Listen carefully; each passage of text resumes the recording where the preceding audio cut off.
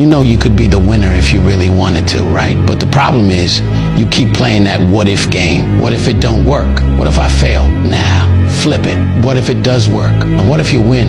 Then what? You're gonna be sitting there happy, right? You say you wanna win, but then you're scared to lose. What sense does that even make? Look, you can't talk about wanting to win and then be scared of the risk.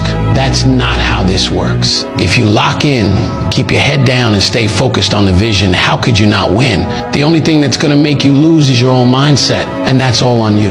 Your biggest enemy ain't out there, it's in your head. So if you wanna win, you gotta get out of your own way.